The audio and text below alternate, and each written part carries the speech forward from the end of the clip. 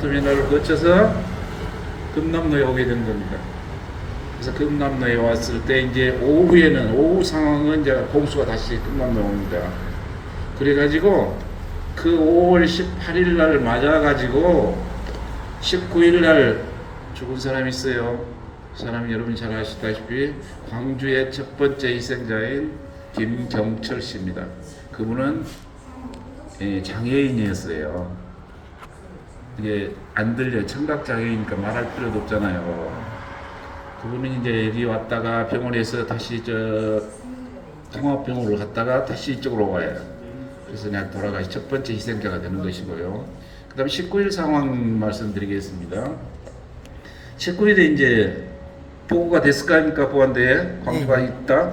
그러니까 첫날은 7공수 오고요. 그 다음날 11공수 옵니다. 그 공수하고 이제 시민들하고 학생들하고 뭐랄까요? 그게 벌어지게 된 거예요. 근데 무조건 학생처럼만 보이면 무조건 잡아가는 거예요. 때리고. 그러면 이제 시민들 어떻게 했어요? 시민들 분노하잖아요. 근데 20일 상황이에요. 20일은 그 시민들이나 학생들이 계엄군한테 쫓기면 차를 탈 거 아니에요. 그죠? 택시도 타고 버스도 타요. 그러면 태워줬다고 버스 기사, 택시 기사 때리고 파괴하고 그래요. 그래서 기사님들 분노했어요. 그래서 경기장에서 무덤 경기장에서 기사님들 모여가지고 21일 라이트를 켜고 금남로로 들어옵니다. 그건 영화의 한 장면입니다. 강쟁이 확대가 되는 겁니다. 그래서 21일 저녁에 또 광주역에서 발포를 해가지고 시민 죽었어요. 그 시신 두부를 리어카에다 손수레 끌고 금남로에 오는 거예요. 그러면 그 시신을 본 시민은 어떻게 했습니까?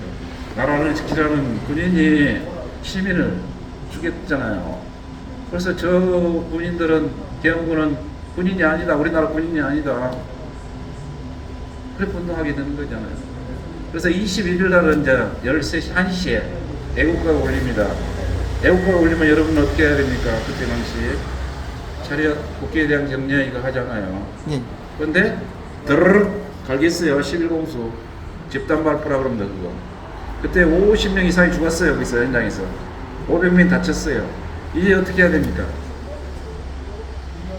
거기서 이제 생각이 되는 거예요. 아니다. 우리도 무기를 들어야 되겠다. 근데 그 무기는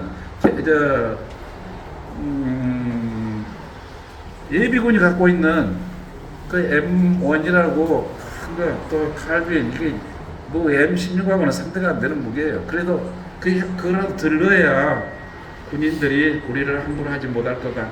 이래서 무기를 든 거예요. 그 사람들이 나중에 시민군이 됩니다. 네? 군인, 경찰을 믿을 수가 없으니까 우리 스스로 광주를 지켜야 되겠다. 그게 시민군입니다. 그러면 군인은 나라에서 먹여 살리잖아요. 밥 주잖아요. 시민군은 누가 먹여야 될까요? 그래서 시민들이요. 그렇죠. 우리 그래서 시민들이. 양봉시장, 대인시장, 어려운 시장 상인들이 먼저 솥단지 걸고 쌀 가져오고 반찬 가져오고 주먹밥 만듭니다. 예. 그래서 나눠줍니다. 시민군한테. 그래서 그럼 먹고 광주를 지킨 거예요. 그 당시에 그러니까 세계적으로 광주가 위대한 도시라는 것을 하버드 대학의 대학원 과정에 이 광주 5.18이 나온답니다. 적재 얘기가 봐요.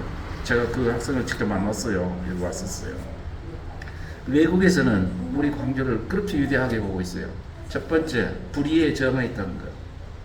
그냥 말로만 하지 않고 또 저쪽에서 무기를 드니까 우리도 무기를 갖고도 저항했다.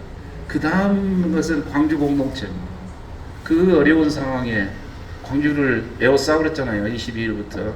그렇죠. 그 쌀 있는 사람 쌀 갖고 반찬 있는 사람 반찬 갖고 서로 돕고 살았다는 거예요. 이게 대동세상, 대동정신. 어떤 사람 광주 공동체라고 합니다. 그게 위대한 거예요. 그것이.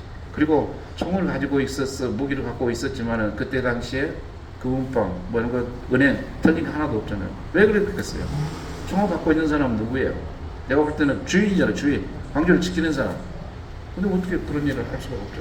그런 일을 한 사람을 잡고 지키는 거에 시민군이었으니까. 예, 그래서 이제 22일부터 26일 밤까지는 광주공동체 시민자치가 되는 겁니다. 그래서 분수대에서 민주수호 대궐기대를 해요. 거기에 의결된 사항을 집행을 하는 거예요. 그런데 그때 당시에 이 관공서 이게 열지 않았지만은 평민들은 그냥 시민들은 평온했어요. 진짜 주인이었어요 우리가. 그리고 이제 26일 날 밤에 이제 또 벌어집니다. 26일 날 죽음의 행진이라고 들어보셨나요? 죽음의 행진이라는 게 있는데 그게 뭐냐면 26일 날 저 통합병원에서 탱크가 들어옵니다. 농성까지. 그 소식이 지휘부에 전해져요. 그때 수습위원들이 모여서 야 우리가 하란다. 우리가 가서 맡겠다. 그게 죽음의 행진입니다. 신부, 목사님, 변호사님, 교수님들, 위원들이 탱크 앞에 가서 쓴 거예요. 너가 탱크 들어가려면 우리 죽이고 들어가라. 그거 하기 힘들습니다. 그리고 나서 이제 26일, 27일 들어온다는 거예요. 그럼 26일 날 이제 이 도청 안에 한 200~300명이 남아 있었어요. 그때 그 윤상원 대변인이 이렇게 얘기합니다. 여자분들, 고등학생들 모이세요. 학생들. 그래서 뭐라고 얘기하냐면 여러분은 지금까지 이 항쟁을 잘 봤으니까 이제 집으로 돌아가세요. 왜 돌아가냐고. 안 간다고. 여러분은 후세의 역사의 증인이 되어주세요. 이렇게. 그러면 돌아간 사람도 있고 다시 온 사람도 있어요. 다시 또 다 모이라 그래요. 그래서 이렇게 마지막 얘기합니다. 우리가 오늘 밤에 이걸 비워버리면 지금까지 한 게 다 헛것이 되어버립니다. 다 물거품 된다고요? 여기를 지켜야 된다. 여기를 지킬 사람은 남고 나머지는 돌아. 각자 자기 의사에 따라서. 네. 아, 그래서 그럼. 저는 그때 이해가 안 갔어요. 왜 죽어야만 되냐? 죽어야 되냐 근데 지금은 이해가 갑니다. 만약에 그 희생이 없었으면 전두환이는 유신 대통령 계속합니다. 그 당시 유신 대통령은 죽을 때까지 하는 거 유신 대통령이. 종신 죽을 때까지 종신. 네. 국회의원도 3분의 1 자기가 임명합니다. 대법원장도 임명합니다. 뭐 총통과 같은 대통령이었어요. 이 광주에 희생이 있었기 때문에 그 다음에 모든 학생들이 와가지고 5월만 되면 거기를 했잖아요. 그래서 6월 항쟁을 이끌어냈잖아요. 1987. 그래서 민주화가 된 거예요. 헌법이 바뀌고 그분들의 희생이 아니었으면 힘들었습니다. 그래 27일. 진회장이 마지막 도청 이렇게 지났던 날 마지막 항쟁 마지막 날 네. 그쯤 27일 상황입니다. 그게. 예, 그 상황이 어떻게 된다? 마지막 27일 날 그러니까 좀 지났던 날 마지막. 그 윤상원 대변인도 그 회의실에서 총 맞아 죽습니다. 그리고 그 옆에 같이 있었던 김영철 씨라고 있어요. 덜불리학 선생님인데 그분은 이제 저 상무대로 끌려가가지고 김대중 내라는 뭐 조작을 당하여요. 그러니까 막 머리를 찢고 해가지고 정신병자가 됐어요. 18년간 정신병원 전전하면서 그 다음에 돌아가셔요. 카드 방송했던 박영순 그 열사도 그대로 있어 거기 끝까지 남았다며 항쟁 도청하는.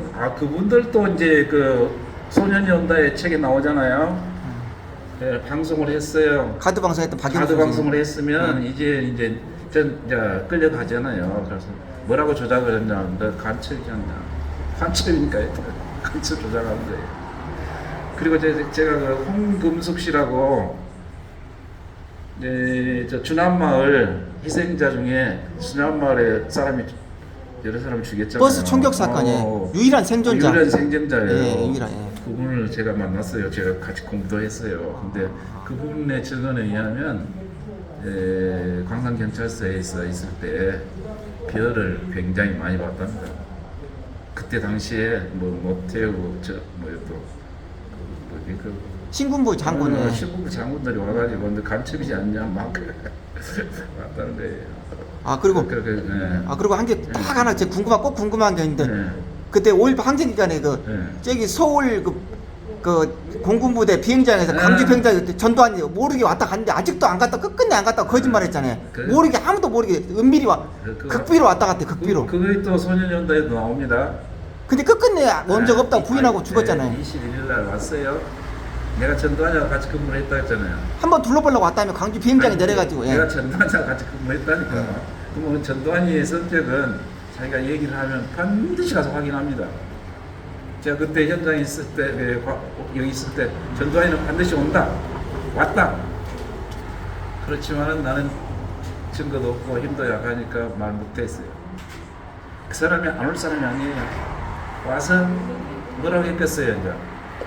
사살해라 그랬겠어요? 어떻게 하겠어요? 선생님 같으면 야 빨리 안 끝내? 간접 합법 썼겠죠. 물론 직접 했을 수도 있어요. 그렇지만 그 뒤에 부하들이 다 흔적을 지우고. 근데 이분들은 절대 직접 합법 안 쓰잖아요. 지금 뭐해? 빨리 끝내야지.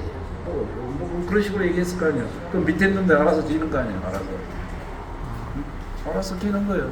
그래서 그게 집단발표 21일 상황이에요. 그게 그 직접 헬기 전도 왔더니 헬기 운전했던 네. 사람이 직접 네. 나와서 방송에 나오는 거 봤어 했어. 아니. 그분이 헬기 조종했다고 근데 네. 광주 왔다가 그 전에 여기에 그 미군 정보원이 있었어요. 그분 이름 내 잊었는데 그또 여기 보안사의 정보 담당이 하나 있었어요. 그 둘이 해가지고 광치원도 하고 했어요. 미군. 그 예. 서울 그 뭐 대방동인가 그 공군부대 비행장에서 광주 비행장까지 헬기 타면 얼마나 걸릴까요? 몇 시간이면 도착할까요? 왔다가 한 40분 안 걸렸어요. 1시간 못 걸릴 것 같아요. 그뭐 비행기나 헬기는 그 항공 기록이 분명히 남아 있대요. 운행하면은 그게 그거 다 흔적 지우기 들어갔는 게 5.11이라고 했잖아. 5.11. 예. 그 흔적 지우기 했잖아요. 전두환이 저 대통령 몇 번 했어요? 전두환이 대통령 2번이나 했어요. 그러죠. 그럼 한 8년 해요. 노태우 5년 해요. 13년 나 흔적 지우기 했어요. 그리고 나서 또 흔적 지우기 가는 거예요. 그래서 영원히 잊혀질 뻔했는데 그래도 위대한 의인들 있잖아요. 양심 있는 사람들이 양심 선언. 우리나라 사람도 있지만은 외국의 기자들 있죠. 외국의 기자들. 그다음에 헬기 사격을 전혀한 사람은 외국 사람하고 조비오 신부님이었죠. 오늘 봤어도 말 못해요. 그러나 조비오 신부님은 88 전문회 때 했잖아요. 그래서 전두환이는 조비오 신부님을 사탄의 딸을 쓴 신부라고 했잖아요. 조비오 신부의 조카가 다시 또 신부제예요. 조비오 신부님의 조카가 사자 명예훼손으로 전두환이를 고소를 했어요. 광주에서 그때 왔었는데 광주까지는 왔는데 그다음 판결을 앞두고 죽어버렸어. 그때까지 판결을 해야 될 거 아니야. 근데 죽어버린 것이요. 그러고 판결 안 하고 끝나버렸어. 그래도 이제 뭐 처벌할 수도 없고 뭐 아니 처벌은 안 하더라도 그 이제 판결은 해야지. 다 해놨습니다. 근데 다 이제 공소권도 다 중단돼 버렸잖아. 죽어버렸으니까. 네. 내가 지만원 내가 재판에 대해서 내가 이야기할게요. 우리 학생 들어보세요. 지만원 재판을 내가 갔거든. 지만원이가 누군지 알아요?